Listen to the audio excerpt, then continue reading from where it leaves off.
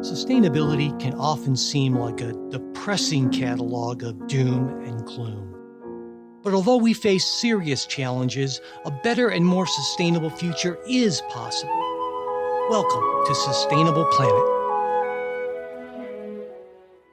Welcome to this episode of Sustainable Planet. I'm political scientist Kimberly Weir, and my co-host is Jordan Dye. What do newspapers, milkmen, and fruit have in common? If you guessed Amazon, you're correct. Subscriptions aren't a new thing. In fact, some consider the Relation of Strasbourg to be the first newspaper to offer subscriptions, and that was in 1605. As cities built up during the Industrial Revolution, people relied on milkmen to bring fresh milk every morning. In 1938, Harry and David's premiered its Fruit of the Month Club, a model that inspired countless spin-offs. To better compete with brick-and-mortar store enticements like repeat customer cards, Amazon needed a hook.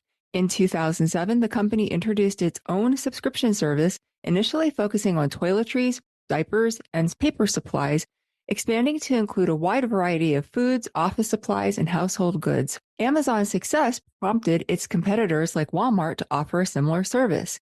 To compete, retailers try to match Amazon's prices and repeat business with their own subscribe and save services. Walmart, Target, and even our local pet food store turned to the Postal Service, UPS, FedEx, and even DoorDash to deliver their goods. And with the recent pandemic, Amazon was provided with the impetus and perfect opportunity to hone its algorithms to become even more competitive. So, Jordan, do you have a hate-hate relationship with Amazon Subscribe and Save like I do? It's interesting. While an Amazon customer, I haven't actually used Subscribe and Save yet. So I reached out to somebody in preparation for this. I know uses it a lot, which is my brother. And I said, I know you buy one or two things. What do you buy? And I got sent back a list of 15 items that he has coming once a month. And for my brother's perspective, he's a single dad with two kids and has a disability. So for him, it's actually enabled a quality of life that he would need an assistant for. So after a conversation last night on just the benefits of it for people, I kind of have a love-hate relationship, I'm thinking, Kimberly. Yeah, I have sort of I don't know. I have, I say hate because I feel like I'm at the mercy of this recurring cycle where every month I have to check to make sure that something's not coming that we already have, that we don't need enough of. But then there are compelling reasons actually to use Subscribe and Save, which is why I've been doing for what feels like an eternity to me. So unlike you, I can't even believe that there's a person out there who hasn't actually done this before, but apparently there's at least one.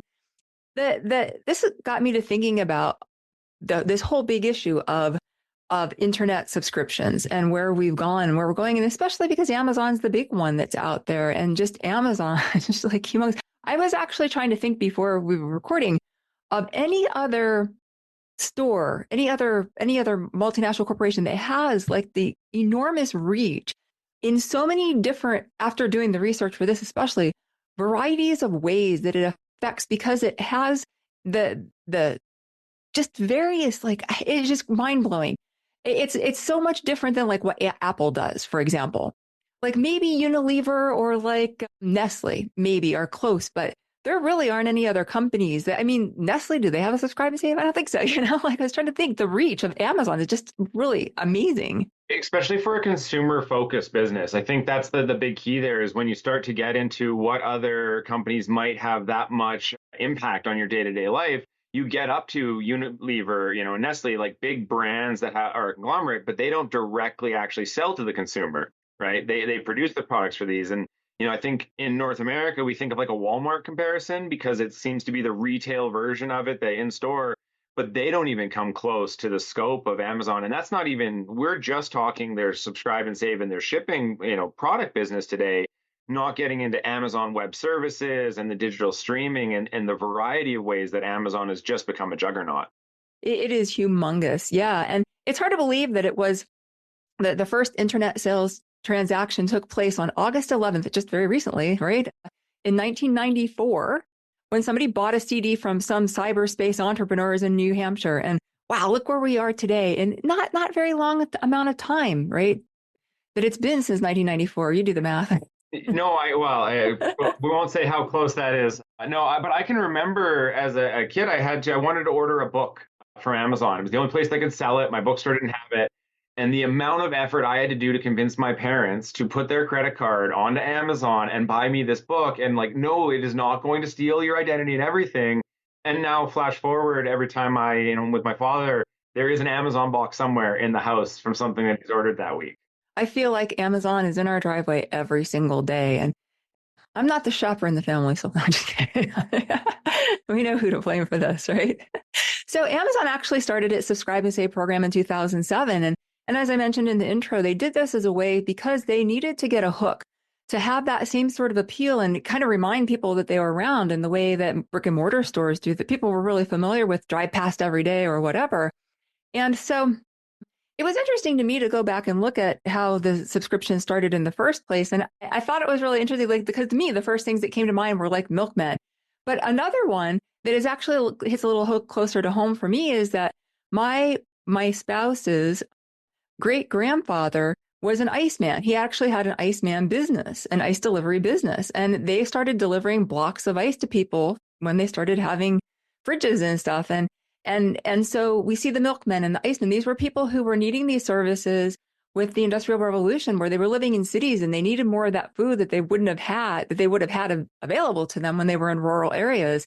And diapers too. I was thinking about, especially when women started working, that was a time when diaper delivery services and pickups were really, really important. But then suddenly, you see like, multinational corporations see the opportunity to have disposable diapers, and that really took off after that. And that's a lot more convenient, obviously. But for eco-friendly people, eco-concerned people, I suppose, the delivery services now for diapers is actually picking up a little bit, but I still can't imagine that replacing. Well, I'll say no, diapers are one of the disposable diapers are one of the biggest items on my brother's list. Mm-hmm.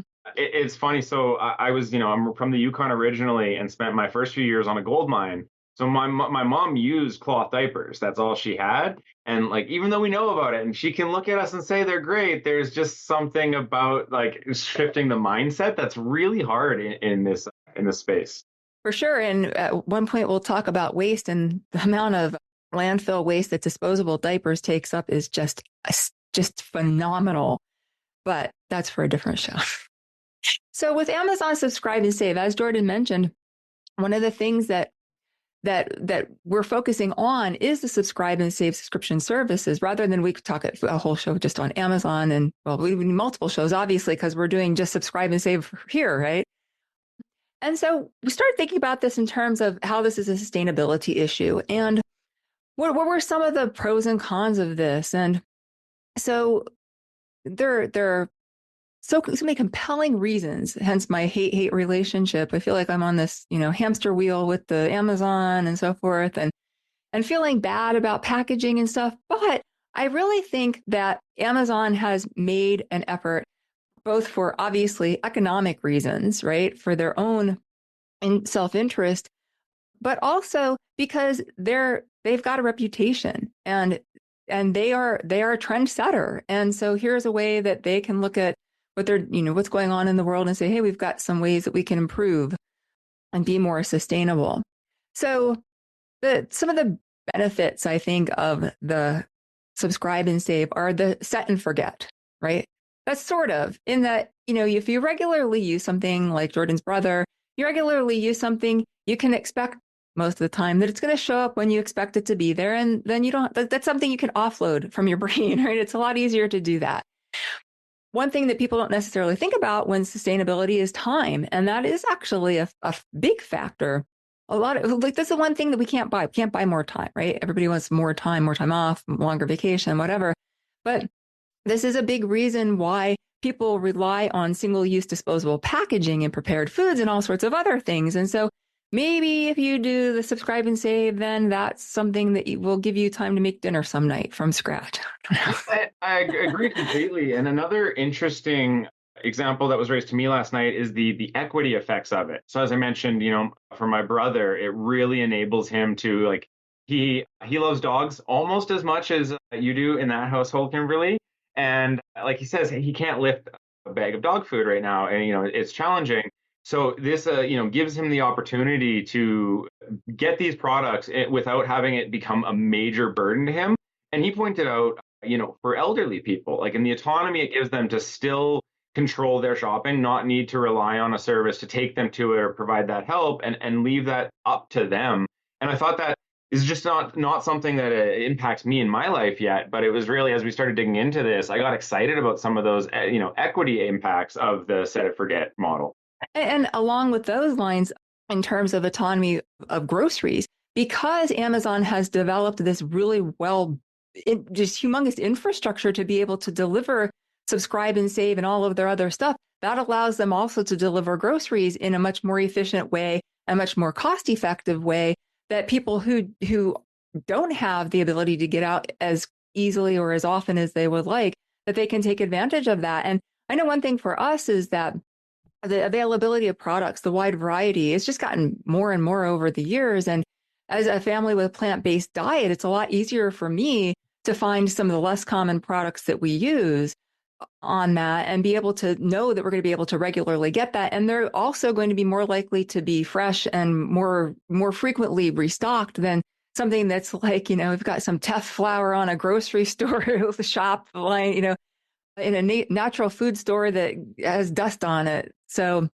I think that's another advantage to the subscribe and save as well.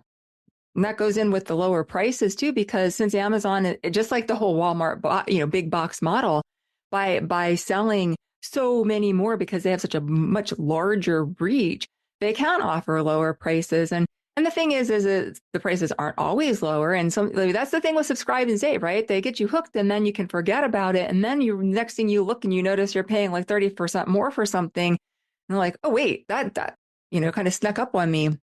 To be fair, they usually send a message that says there has been a price change.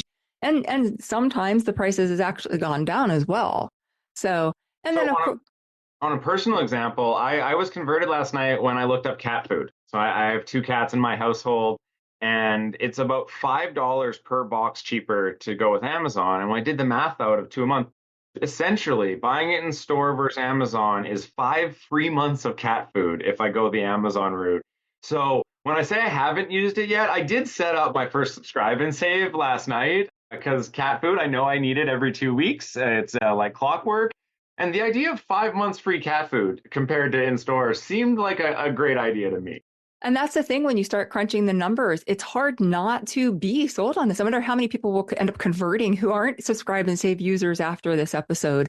And they have also, as part of their subscription, is then you get a discount, right? So you get anywhere from 5 to 15% off of the item, depending on how many items you order at one go. And I should just note that we are not we're not getting paid or endorsed here by Amazon to do this. This is just something that I said, hey, I think this make a good episode for Sustainable Planet. But yeah, so then they give you that extra, so if I buy 5 things instead of 4, then I can get that extra 15% instead of just 5 or whatever. And that really does start to add up. I've never crunched the numbers, but I just know from doing comparison shopping that there is a difference. Yeah, no, I was really excited when you suggested this episode because I've thought about Amazon sustainability more broadly, but I hadn't thought about the subscribe and save model. And I think, sometimes when we talk about the personal sustainability issues, it gets really complicated or it's hard to tell or you can't. So it was really, I think this is going to be a great episode for listeners because it was one of those ones where we got to dive in and I got to look down through. And I mean, just to give away where I'm sitting, I think that on terms of both the benefits for the consumer, and we'll get to the environmental in a second, it was really great to see that this is an easy option with you use it intentionally that can have a good impact in your life, but also at the same time lower cost and make it. It's almost the opposite of the typical green premium that we find. Yeah, I haven't seen. One of the concerns I had, like you, is the same with when Walmart came around and other big box stores, is what does this do to small and medium businesses, right? Enterprises. There is actually an Amazon van in our driveway. I'm not even kidding. It's too perfect, right?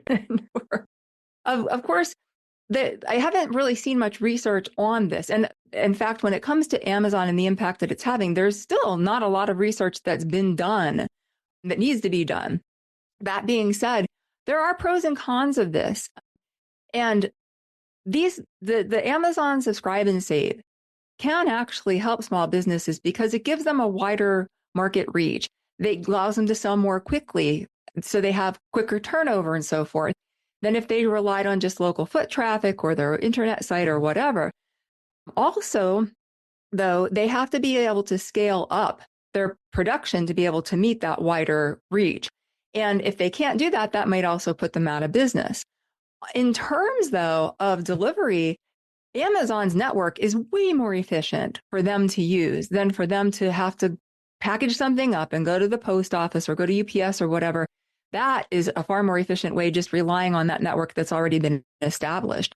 And so I think that like there are some compelling reasons for that, but the whole thing still kind of scares me, right? Not having that independency that's out there. And I'm sure that Amazon gets a cut of that business too. No, and I think that that's the kind of tension with this is that there isn't a lot of great research on a lot of these issues, and it is a very large business. So inherently, I think there's just some tension there. When I was looking into it, I think some of the things that I found interesting were 60% of sellers on Amazon are small to medium-sized businesses. So, and not making the majority of sales, but the majority of sellers. And I think that's an important distinction.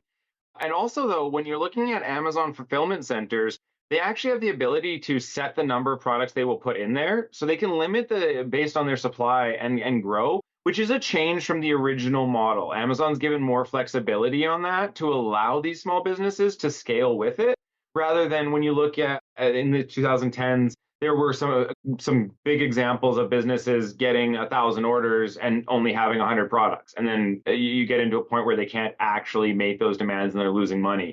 So I think the changes that Amazon's made on the small business side definitely make it easier to scale, but it's not going to be a straight shot of always going to be amazing. One thing on the delivery, I don't know about Amazon specifically, but back in my university days, I worked for FedEx as I loved collecting random jobs in the university years. And I can tell you the amount of analysis that goes into shipping routes. And like literally, if we take these 3 left turns instead of 1 right turn and how we can reduce idling time. So I know on the FedEx side, they put so much into it to reduce down to 20% of driving emissions compared to if you just took the Google Maps kind of route. And so, and I know Amazon, will get into a few examples in other areas, but are leveraging, and again, back on some of their data analysis side to really drill down to, because at the end of the day, it's emissions for us, it's gas costs for them, right? Absolutely. And that's it. When it comes to delivery, Amazon didn't do all of these things because they're like, oh, Jeff Bezos is like this huge environmentalist. I said, what's the best thing I can do? And even the most philanthropic minded and ecologically minded companies have to be competitive at the end of the day, or they're going to be bought out, merged, acquired, whatever it is, and be out of business. And so the key is for companies that want to practice sustainability, they need to do it in such a way that is actually still going to meet their bottom line, right? They still have to be competitive in that way. Yeah, no, definitely. So what about from a consumer side of things, the environmental impact on that? Is it better to shop online or in store? I think that's the big question that everybody's going to be sitting here with. Yeah, and for sure, that's one of the big things that I had in mind too, and thinking of those same sorts of algorithms. I knew someone who worked for UPS, and they said the same thing. It's about avoiding left turns, right? Making right-hand turns are always going to be more time efficient, even though you see trucks zigzagging, maybe it's still they've got it. They know what they're doing.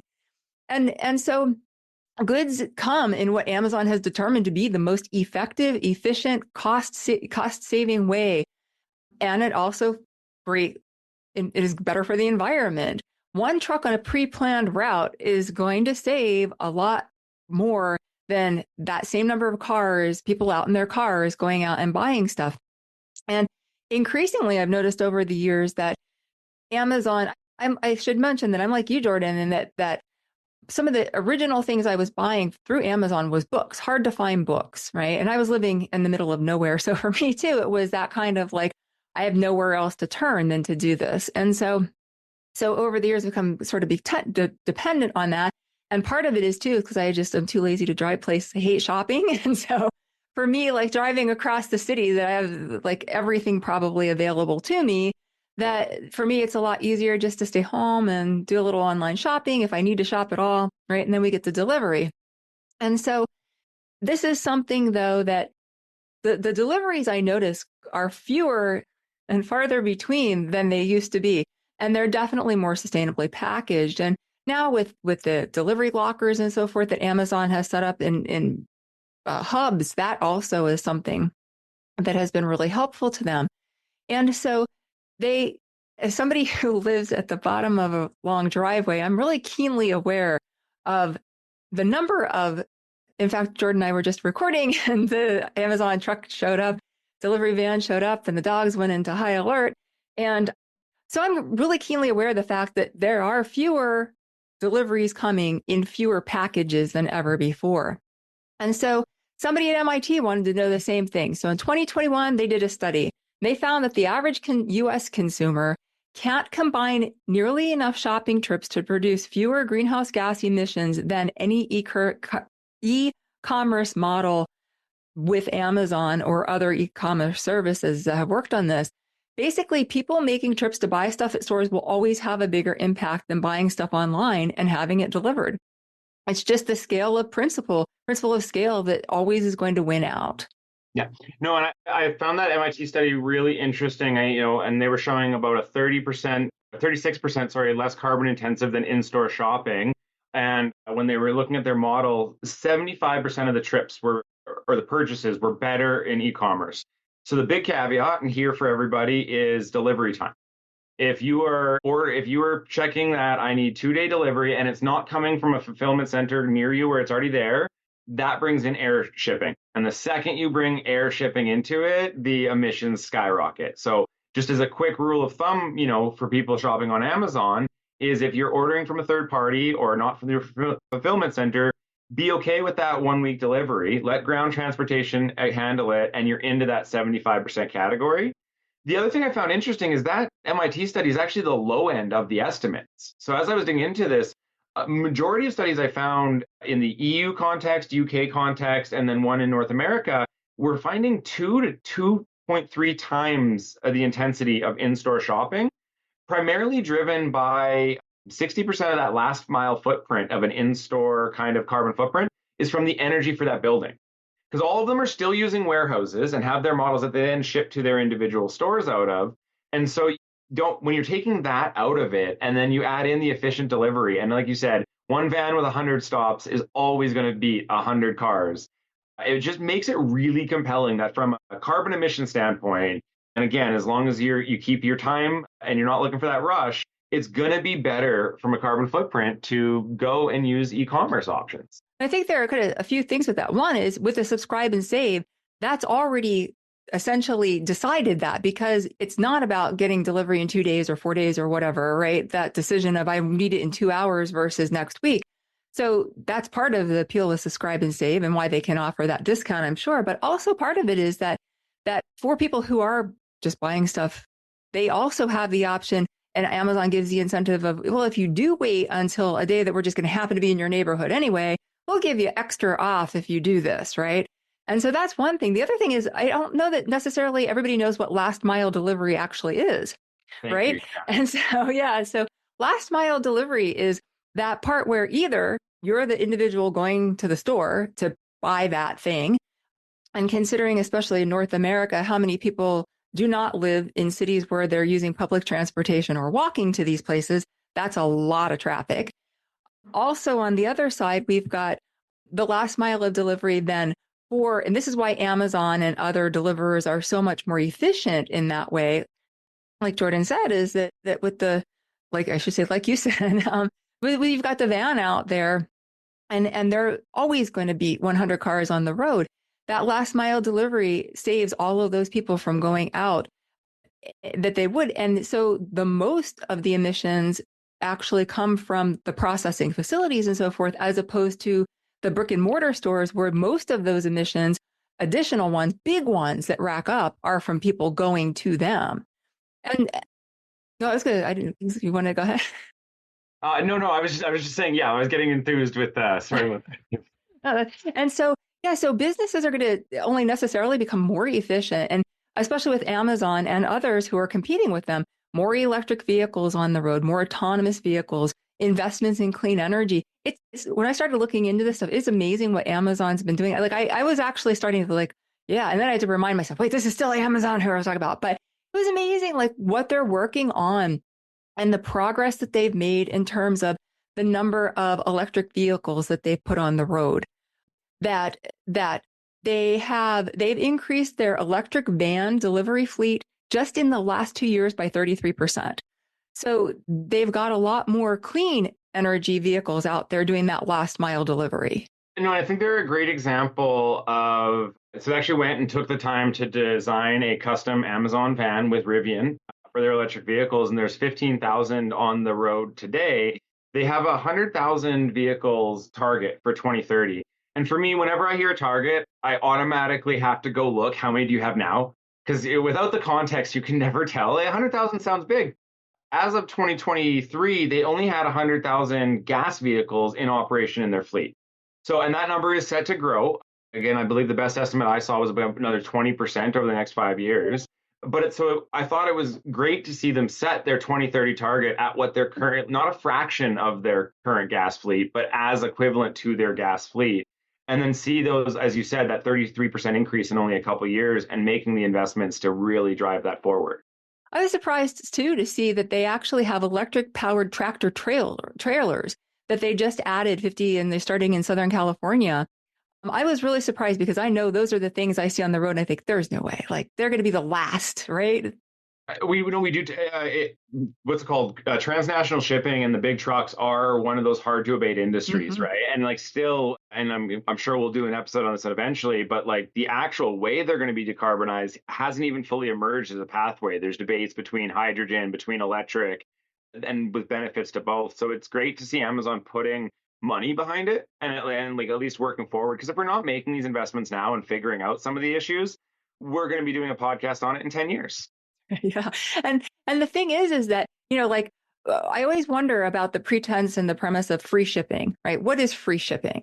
And it's this huge enticing pull. I mean, I'm suckered into it now too. I go to look at something and it's not Amazon and I think, man, how much? One of the first things I always look at is how much is it going to cost me to ship, how's it going to pay for shipping? How much am I going to end up paying?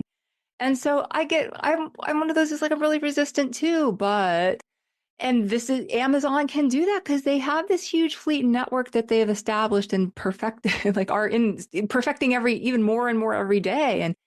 And I wonder how many times shoppers have gone online and opted for Amazon under the illusion of getting free shipping when in fact shipping isn't free, right? That's one of those cost externalities that's there that we just sort of fades in the background and we don't notice that we're actually paying for shipping. Yeah. Well, and the Amazon really how they can do it is, as you pointed out, they're distributing those costs across so many products that it drives it down. It's there for the third party sellers and the retailers. We have to bear the bulk of it as the consumer because they can't divide it over as many. And this actually works into benefits for the actual retailers though. So looking at some Amazon data, they have for items that are on the 15 or 5 to 15% what's called discount, they're actually seeing an 18 to 20% increase in sales of those items. And same thing with the free shipping. When you can offer that, it translates to massive increases for these businesses as well. And why wouldn't any economical, rational, like, Marx said we were all little economic, rational actors out there. Why would we pay more, right? So store loyalty is only going to go so far. And small business investment, investment in our local community, whatever, is only going to go so far. At the end of the day, we're all short of time. We all want to save money. We all want the best thing for, this is why when we talked about fast fashion and the clothing industry that people, my students always, it could be in a room of 35 students, 45 students. And after we talked about how important it is for ethical trading and how much better it is for the people who work in the factories and so forth, at the end of the day, almost every single one of them were still going to buy the t-shirt, even if it was just $5 cheaper. And so it's clearly the same with this. Yeah, no, and that's why a big focus that'll come out through these shows for me is on changing the system so that we can wake up and live our life in a sustainable world. Because right now we're waking up and living our life in an unsustainable way, but no one's really actively choosing that. It's not like the majority of people wake up and say, how can I emit more carbon today? But the system we're in produces that outcome. So a lot of I think the focus for me is on how do we change that system? And on the store loyalty too, I think it really matters what stores we're talking about. I feel so much more loyalty for my small independent bookstore than I do for my big brand chain grocery store in Canada, because I don't actually feel much difference between, for me here, it's going to a Sobeys versus ordering it off Amazon. Yeah, for sure. And so, of course, with the on at home delivery, one of the next things that I always think about is packaging, right? And packaging is definitely something that Amazon's gotten a lot better about over the years. And until I started digging into this, I wasn't really sure exactly how much, but since 2015, they've saved over 2 million tons of packaging by reducing, just changing their model. That's apparently the equivalent of 173 Space Needles, and also has reduced shipping weight too, because you think about use lighter weight shipping materials and so forth. They've reduced that by 40% as well. They created also what's called frustration-free packaging, which is basically it was their way to stop just putting an Amazon box over top of anything that was like 20 pounds and a certain dimension. So that they weren't just adding more packaging on something that was already should be ready to ship. And so it's kind of along the lines of you need a new, humidifier or dehumidifier or whatever. And so Amazon made it a requirement, like if you want to sell this product on Amazon, then you're going to have to make it ready to ship. And so they started doing that in October in 2019, and that's made a huge difference too in terms of reducing their packaging. In 2023, in the US and Canada, they largely phased out plastic air pillows, and almost all mailers are now paper padded instead of plastic and curbside recyclable, ready to go. They traded out the small boxes for recyclable mailers, and they have a new fulfillment center in Ohio that they just opened, which was like this sort of guinea pig model for them, where they implemented replacing all plastic delivery packaging with paper packaging. And they spent a lot of time working on this because it was trading out a lot of machines and trying to figure out how to use workers differently and materials differently. And they're hoping to then replicate this in other stores, other fulfillment centers. So this is actually an interesting area where I think we're actually behind in North America, even from Amazon. So looking into this, Amazon is already 100% biodegradable packaging, no plastic in India because of India's rules around it. And so I think that already they can do it, and they've shown they can do it in a country. And I think this is an area where there needs to be pressure to roll that out. Because again, for me, it comes down to if you can show the business case and it works in one country, might need tweaks, but there's no reason you can't roll that out across. And I mean, there's two numbers I found for this. So Amazon is still producing 214 million pounds of plastic waste annually. That is a number we can't comprehend, but that's actually the low end of the estimate, because that is only packages that are shipped through Amazon fulfillment centers. When you expand it out to all packages that go through or sold off Amazon that come through third parties and others, it does balloon up to about 700 million tons is an estimate from a nonprofit Oceana. So I think that right there, there's still a large way for them to go, but they themselves have already shown the model that can be done. And as you said, in rolling this out with all paper packaging, because at the end of the day, we've already done a really great job on cardboard and paper. I know when we talk about recycling, in a lot of ways, they're not great, but 75% of the material in cardboard now is typically recycled material. And that remaining 25, in most cases, doesn't come from virgin material. It's coming from waste material, such as sawdust from lumber mills. So I think the more we move out of that plastic and get it into that, and I like how they frame it as biodegradable, because of in India, it's the waste problem is the big one. For me, it's the elimination of plastic, and we can see the model works. I would like to see Amazon implement that in North America more widely. Well, and they've already done it in Europe too, because they've got 87 fulfillment centers in Europe that don't use plastic packaging either, right, at all. So, but yeah, I think your point about the fact that this is what Amazon itself in its delivery is doing. But what about all of those third parties who are selling through Amazon? And that's really interesting, because Amazon has demonstrated with their frustration-free packaging that it is possible to put pressure on those manufacturers to cut that out, right? You make it so, and it would be good if they could put that same sort of pressure on the products coming in that they're selling to say, all right, no plastic, it's so unnecessary to put plastic over plastic, or to put, oh my gosh, packaging, and the whole phenomenon of people unboxing stuff just makes me crazy. And I know it's like a whole, right? There's a whole fad of let me unveil. My nephew loves those videos. I make myself feel old sometimes when I have to say things like my nephew likes, because I just instantly know. Yeah, and that to me is like it would be great. I mean, because Amazon is such a like a giant sun in the sky with all of these things, businesses orbiting around it, that they actually have that sort of gravitational pull that would allow them to put that leverage on, especially big manufacturers, to say, all right, you need to cut down your X amount because we need to be able to meet our standards as well, what we're setting. It's counterintuitive because we often focus on the downsides of monopoly power and the giants in an industry. But I think that also if we switch how we look at it a little bit, you can see two benefits. One, from a government perspective, it is easier to craft legislation and put pressure on big choke points in the system rather than on 150 businesses doing the same amount of volume. And then the other side is, Amazon and Walmart have used their market share power for years to how they push prices down. And now that, scope 3 emissions and kind of the downstream, impacts on the environment are being added into their books and they have to look at them, you're starting to see businesses shift and say, okay, well, we can now use that market power to make environmental changes throughout the system. So it's counterintuitive, but it's actually one of the benefits, I think, of having a giant in an industry.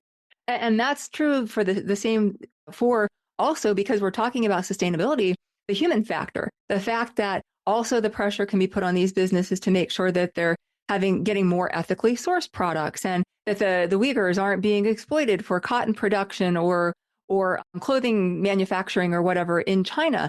That's down the line and somebody's got to be held accountable. And well, here's a place, especially because these companies care so much about their reputation. Amazon is built even more on their reputation than anyone who's manufacturing a product like Apple. Apple, okay, yeah, well, you care about whether your iPhone works and whether you're getting good customer service for if you need tech help more than like Amazon's got its image. What else do you like? Yeah, and most people don't realize that brand valuation is nowadays one of the largest assets that companies actually look at and put a financial metric on, right? Mm-hmm. So it's not just, the word vibes is being used a lot these days, and it's not just a vibe thing because there's an actual financial implication for these companies for reputational damage.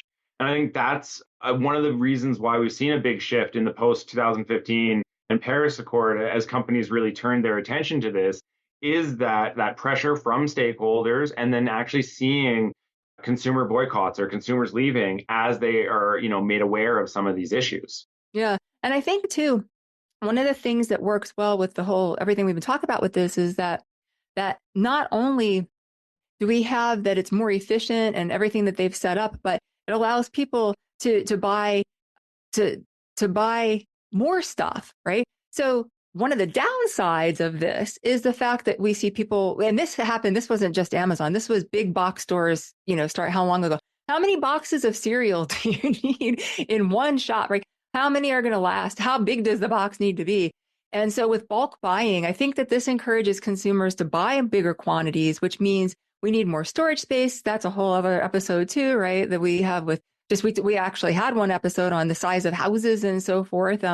We'll probably do one on storage units at one point. And this isn't exclusive to Amazon.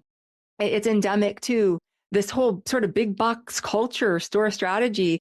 But they have that economic incentive to do that because the more that consumers buy in one go, then they can drop the prices. And they even make sure that stuff that you can get, you look at anything on a shelf and you see, or anything on, I guess since we're talking about online, and it per ounce or per pound or whatever, it's going to be less the bigger the package is.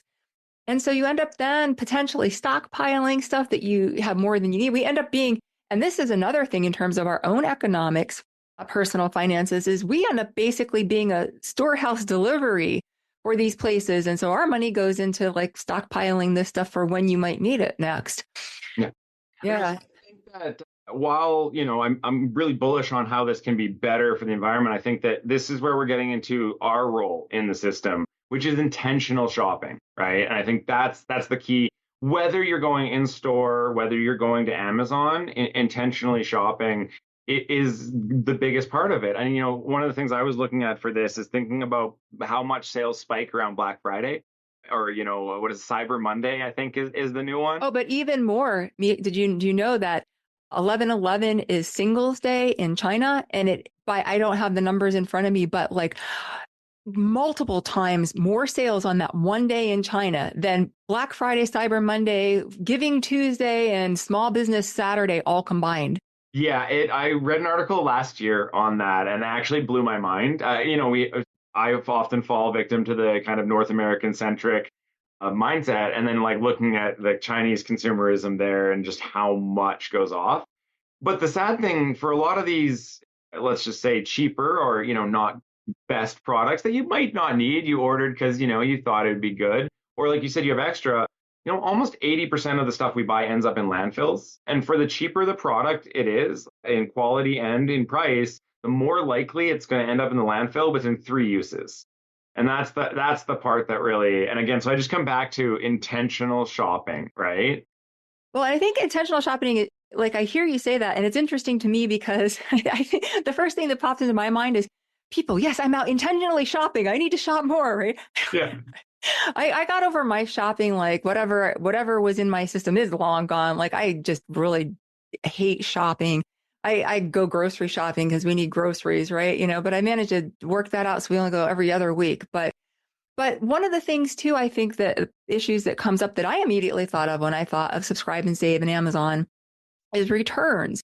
And this is something I tend to be pessimistic about some things, but this is something I'm actually optimistic about because there are so many really innovative technological advancements that are being made in terms of how to reduce the potential number of returns.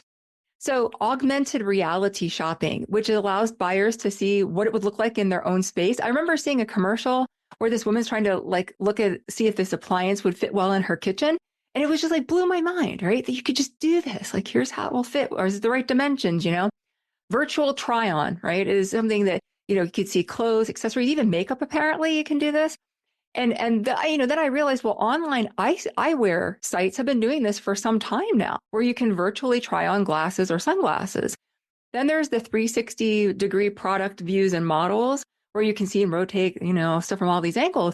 And I think another thing actually is online reviews, because you were just talking about, quality of goods. If you read a review and somebody says, well, this fell apart after not just one person, but multiple people say, this isn't really of good quality. The stitching came out after a few wears or whatever. Then I certainly, as the buyer, would look at that and be discouraged by that and move on to something else. Yeah, and I think it's two big changes in shopping culture, right? One is the review contrast, and read a couple blogs, make your list, and put a lot more effort into it, which leads into that's the exact kind of shopping I think we should be doing.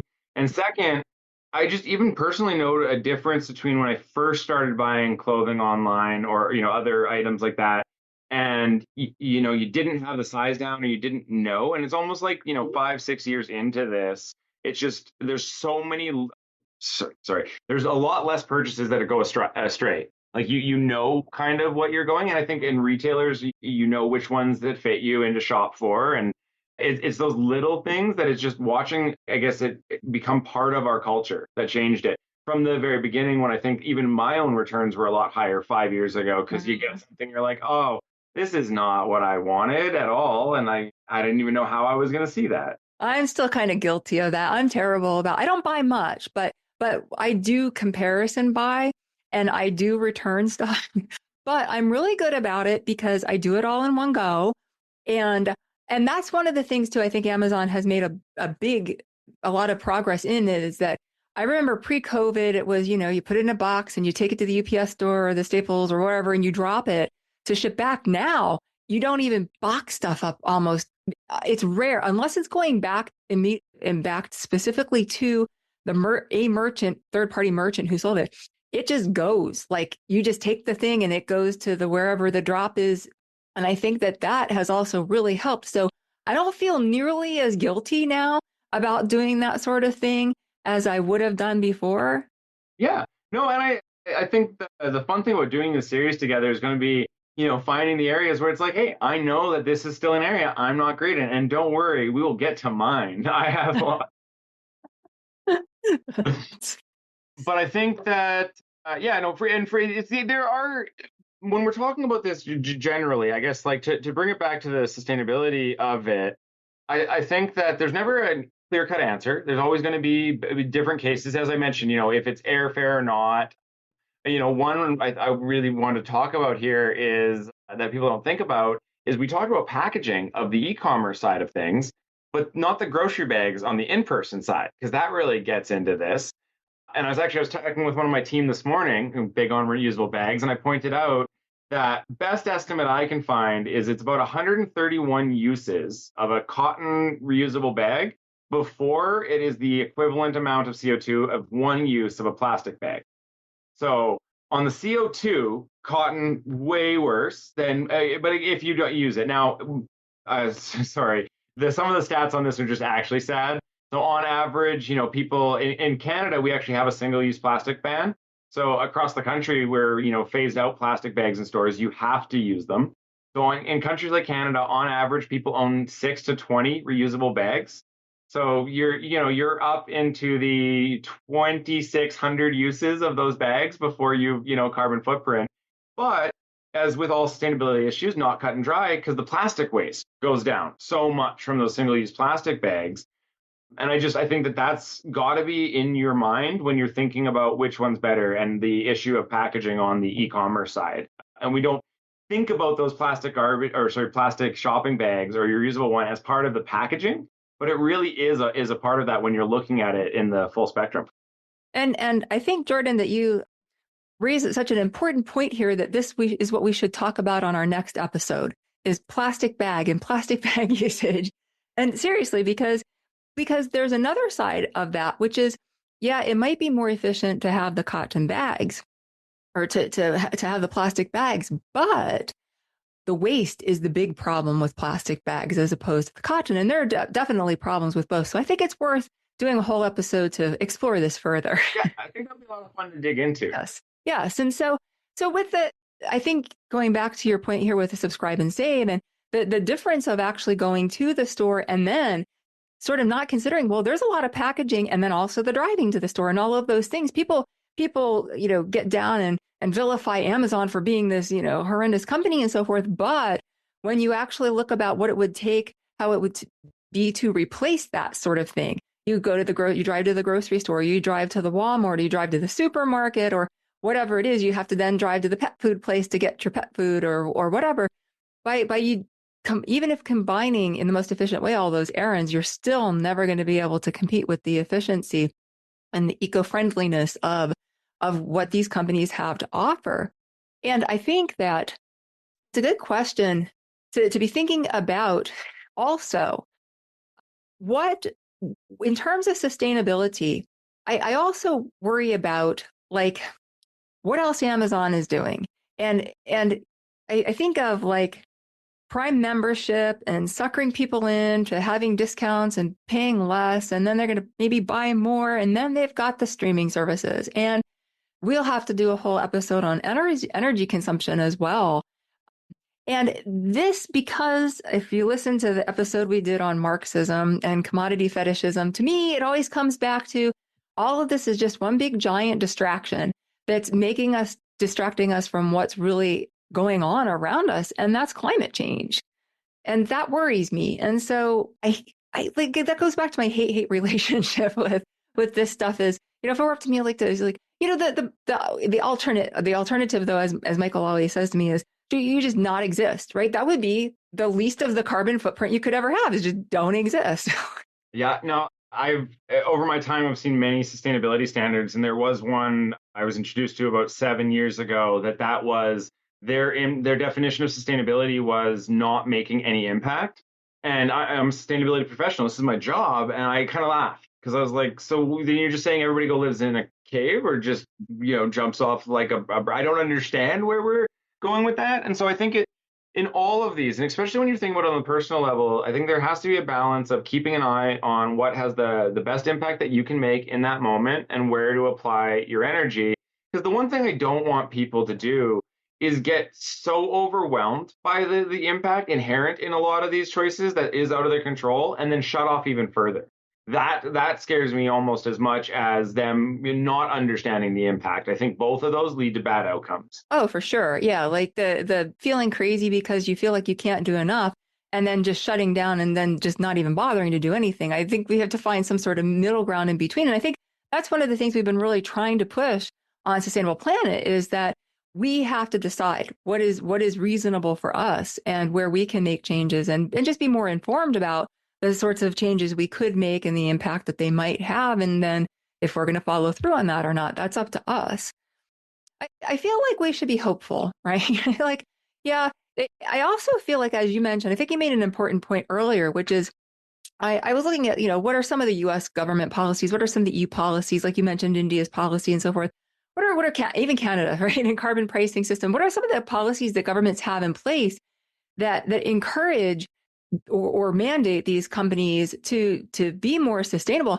But I still think the bottom line is that the incentive lies within the companies themselves to actually do this without needing mandates, because the bottom line is it's going to just end up costing them less overall in the long run. And these are companies that have deep pockets, really deep pockets, and can afford to make those long-term investments and take those short-term hits to be able to have that payoff in the end.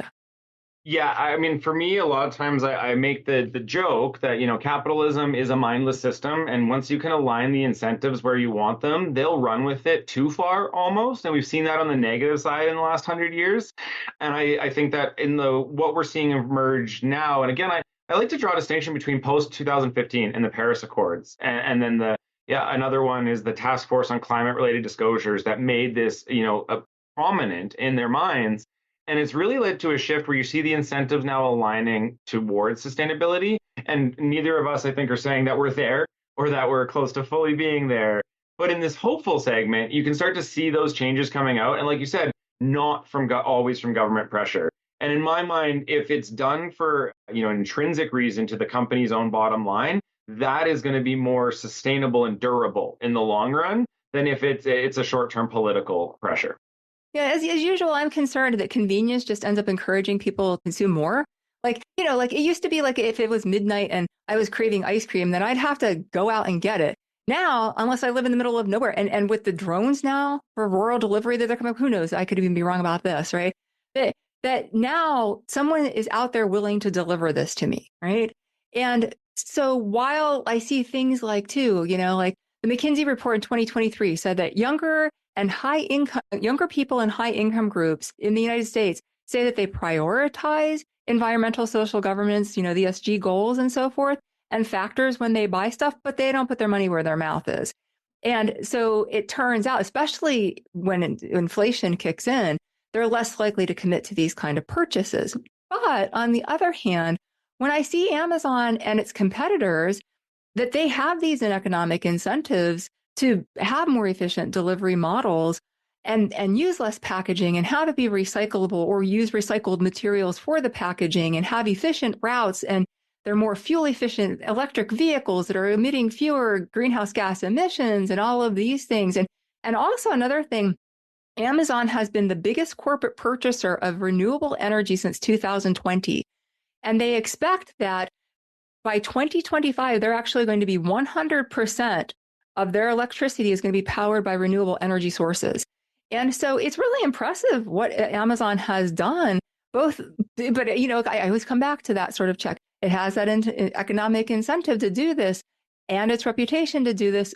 But as a corporation, it also gets a lot of public attention.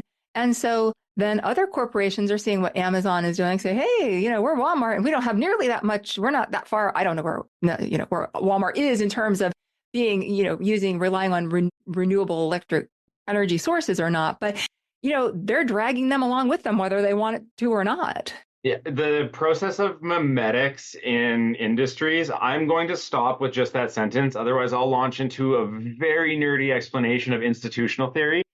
But you're 100% right. And you do see that pressure, and it forces, there's a term, coercive memetics, basically forced imitation, right? Where companies have to raise their standards and a fun fact on the Amazon renewable energy is Amazon's actually purchased through power purchase agreements the offput from Canada's largest wind farm and solar farm. Both are, went to Amazon. I think from the consumer perspective, I'd leave with 3 points that somebody can take away from this. One, if you are replacing, not supplementing your shopping on Amazon, so switching out some of those trips to Amazon. 2, not rushing delivery, and then checking off as many options for reduced packaging as you can. At the end of that, you're going to be on a benefit to your climate footprint from using e-commerce. And that's a little bit of work for a better benefit. And as we talked about on pricing, on delivery times, on so many aspects, I think this is one of those ones where people can make a win without having to do a lot of work on it. And I like to see that. Yeah, I think you nicely tied that up. Thank you. If you enjoyed this episode of Sustainable Planet, or even if you didn't, let us know. You can email us at splanetpod@gmail.com. We're also on Facebook, Instagram, X, LinkedIn, and YouTube. You'll find these links in our show notes on our website, splanetpod.com, along with additional resources from today's episode. You can read more on my next Substack post. We'll really appreciate if you would rate and review, or even just rate Sustainable Planet on your podcast app. It only takes a minute and would really help us out. Thanks for listening and have a sustainable day.